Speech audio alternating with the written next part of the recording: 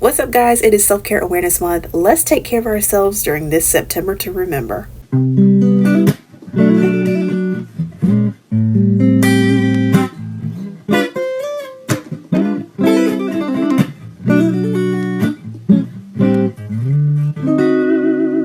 Alright, y'all, so usually I start the month out with self-care awareness. I am right now, technically speaking, still at the beginning of the month, but I normally start like on September 1st with this type of vlog. But I was thinking I want to do self-care awareness like I do Valentine's, because Valentine's we celebrate all month long on the channel here. It's not just 1 week, 1 day, it's all the time. So I want to incorporate some things about self-care throughout the month of September. So we're going to see how this goes, because I really feel like self-care is important and we don't talk a whole lot about it, especially as workaholics. So let's start basic and talk about the general definition of self-care. It is the practice of taking action to preserve or improve your health. It's also the practice of taking an active role in protecting your well-being and happiness, especially in seasons of stress. But self-care is honestly for both, the good and the bad. You maintain that self-care, even in the good times, and you just keep it up even more and take it a step further when it's stressful in life. Self-care is not just about indulgence, but it's about intentionality that supports your life, your lifestyle. You genuinely cannot be anything to anyone else if you aren't everything to yourself first. If I don't take care of me, then I am no good to you. You want me to show up, you want me to be present. I need to go get some sleep. I need to go get an emotional mental detox, to go decompress before, because I can't be there and present for you if I haven't taken time to be present for myself. So here's some of the top things that I have learned on my personal self-care journey. Saying no doesn't mean that you are weak or lame. It just means that you respect yourself too much to let someone else cross you, disrespect you, or jeopardize your well-being.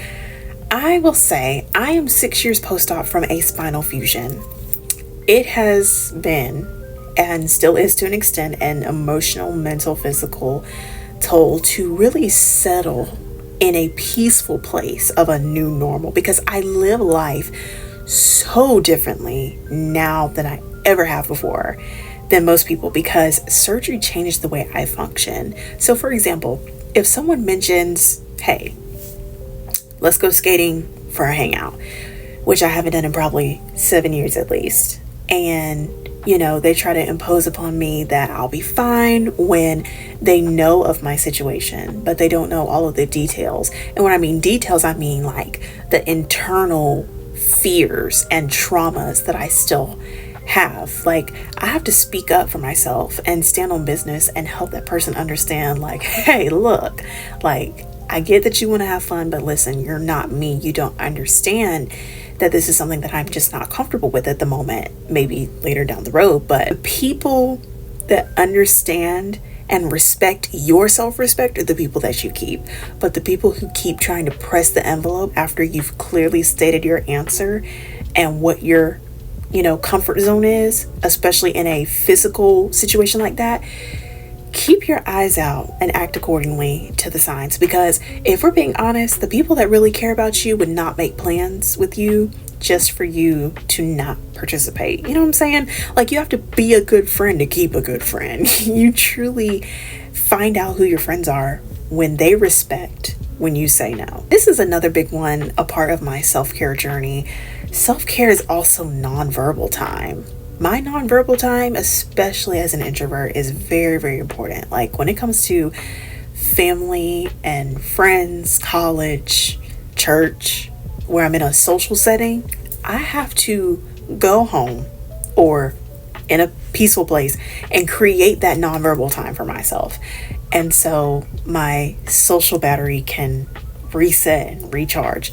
My nonverbal times are getting ready in the morning, chilling in my room, in the shower, and it just really helps so that I can hear myself think and work through the thoughts of the day or a certain thing that happened that really affected me. Nonverbal time in many cases is also not responding to texts, DMs, snaps, TikTok, like all that, because I mean, it's still a social aspect of your life. It's social media.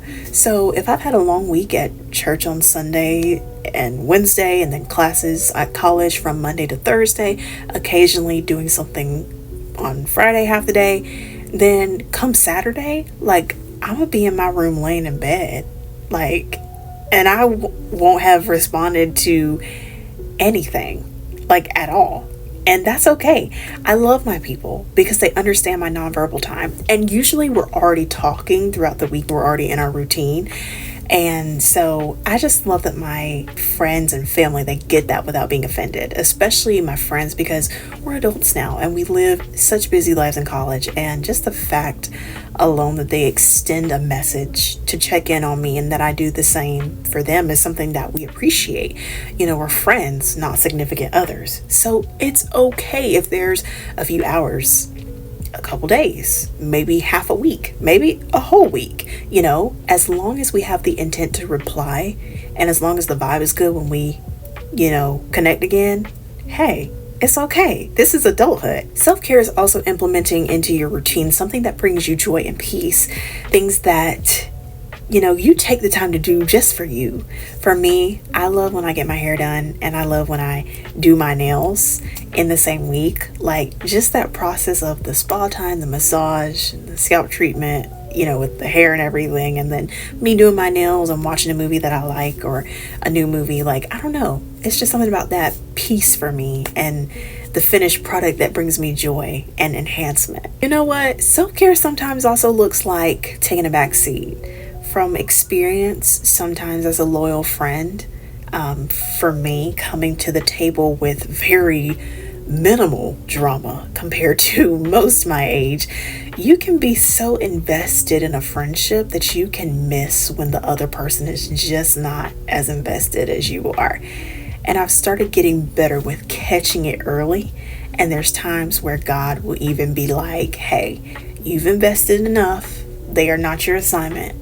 You know, and it's like God just knows when the right seasons are for connection and community to bring you joy. And then he also knows like when you and another person's seasons are clashing. So to save me from giving more than I should, God will pull me back, not so close to the heat, so that it won't burn me. And taking the back seat doesn't mean I don't care.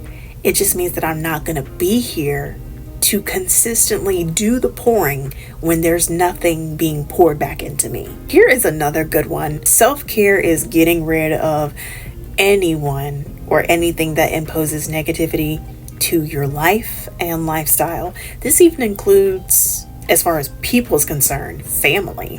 There was a season of life coming into my teen years especially, and high school freshman year, where I started picking up on the toxicity that I was sheltered from when I was younger from extended family, not immediate family. I started seeing behaviors, conversations, and audacity. So once I started seeing how everything was shifting, I had to reevaluate relationships within family because things just didn't feel the same anymore. And it's okay to take a step back and reevaluate who gets access to you and when they do, because some care enough to be nosy and not genuinely concerned, so that they have something to use against you when or if you speak to them, period. So this is where my unbiological family has come in as a saving grace, because positive relationships foster positive personal growth as well in life and better mental health, in addition to getting rid of anything or anyone that imposes negativity on your life. Thankfully, graduating high school this past summer got rid of a lot of drama, okay? I